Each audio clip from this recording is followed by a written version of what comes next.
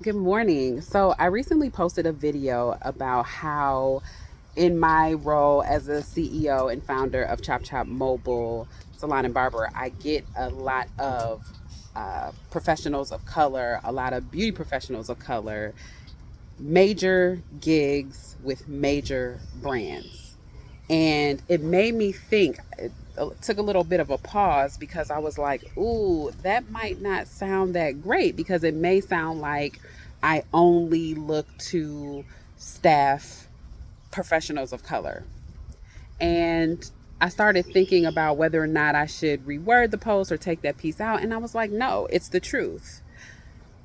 The thing that we don't talk a lot about when it comes to being a business owner of color is the fact that I have probably had over 9 years, maybe 15 out of hundreds of applications from people that are not black or brown.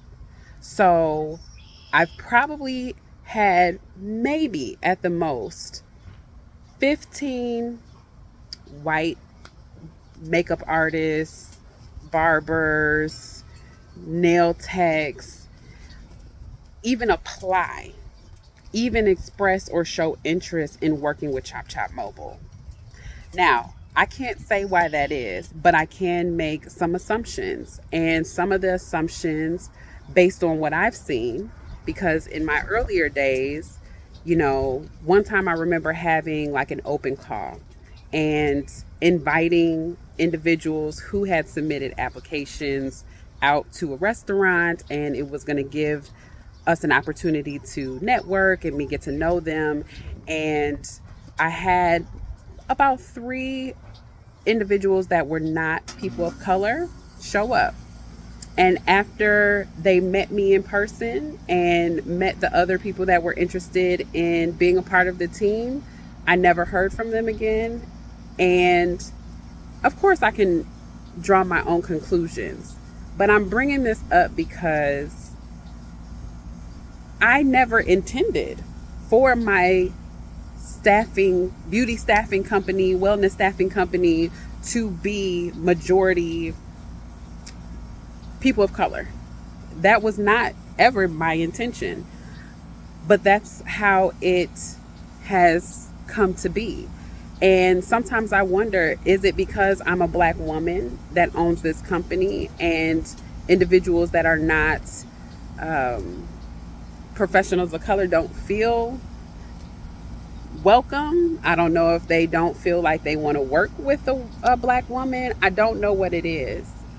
And yeah, this particular post made me really think about why is it? Why is it that white men and white women have not shown interest in being a part of a staffing company that staffs for some of the largest brands in the country, the largest brands in the country?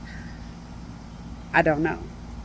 Uh, I'm not begging for anyone to work with Chop Chop Mobile.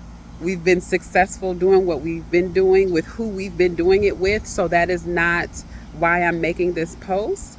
But I also feel the need to have the conversation because I don't know why. And I've had clients ask me, well, do you only hire black and brown individuals? And yes, they've said it not in that way, but they've alluded to, can you do everyone's hair?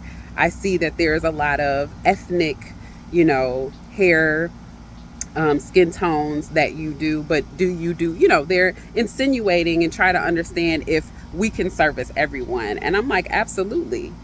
The advantage, I will say, with having professionals of color in this industry is that we understand all different skin tones because our skin tone is and can be a little bit tricky from like matching, foundations and makeup to our skin tone.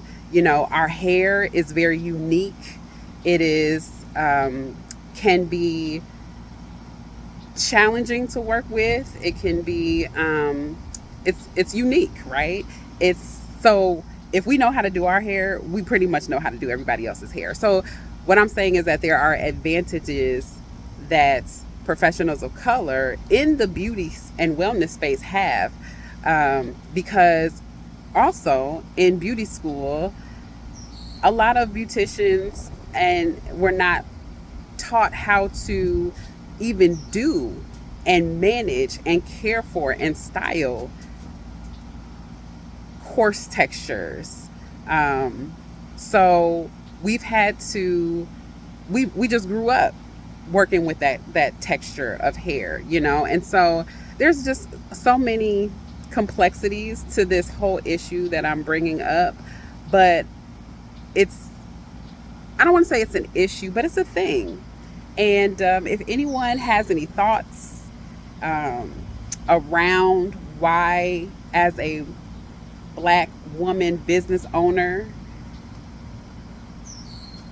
there hasn't been interest from other individuals that look like me and majority of the people on my team, why they have not shown any interest in applying and working with our company, I would love to hear it.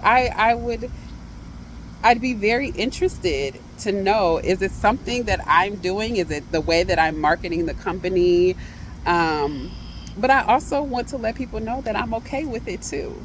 I will never, ever want to force anything and anyone to be a part of what I'm creating. So I feel like the way that things have progressed over the last 9 years is the way that God saw fit.